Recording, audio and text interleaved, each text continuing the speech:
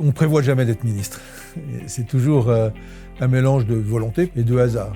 Moi, j'ai commencé ma vie politique en 1981, à un moment où la gauche arrivait au pouvoir. S'il y a bien un poste auquel je ne m'attendais pas, c'est celui-là, alors que j'étais à l'époque ministre délégué à la justice, qui était plus en adéquation avec mon profil de magistrat par ailleurs et d'ancien président de la commission des lois. Mais un jour, j'ai reçu un coup de fil d'un ancien ministre qui devenait Premier ministre, qui me dit « Est-ce que tu veux me succéder ?»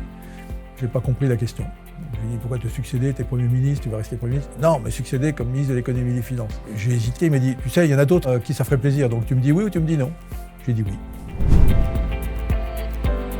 Quand vous êtes ministre de l'économie et des finances, 90% de votre temps consiste à prendre des décisions, mais qui n'auront de l'importance que pendant quelques jours, quelques mois ou peut-être quelques années. Et le plus passionnant, ce sont les moments où vous avez le sentiment de participer à quelque chose qui construit l'histoire. Et ça, c'est les moments qui me marquent le plus. Si je vous dis, par exemple, 1992, au moment de la création de ce qui va devenir l'euro ensuite, donc la monnaie unique, et une énorme spéculation de tout le monde anglo-saxon qui ne voulait pas de cette monnaie unique, et que j'ai passé des moments de tension considérables, et où j'ai le sentiment d'avoir gagné contre la finance mondiale pour construire quelque chose qui était une monnaie européenne. Et quand je vois aujourd'hui la puissance et le bienfait de cette monnaie européenne, ça c'est des moments absolument cruciaux et qui vous marquent une vie. Il faut à la fois être fier de travailler dans le monde de la finance, parce que la finance est indispensable au fonctionnement d'une économie.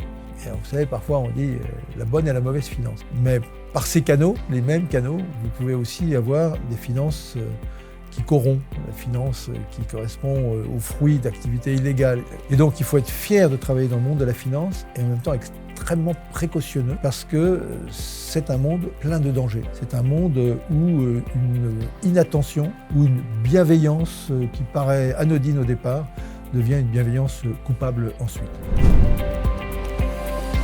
De manière plus large, c'est de connaître bien leur domaine, mais de ne pas connaître que leur domaine. Parce que la caractéristique, là encore, du monde de la finance, c'est qu'il ne tourne pas simplement sur lui-même. Il est en lien avec la réalité. Et donc, pour bien travailler dans la finance, il faut connaître la finance, il faut connaître le monde.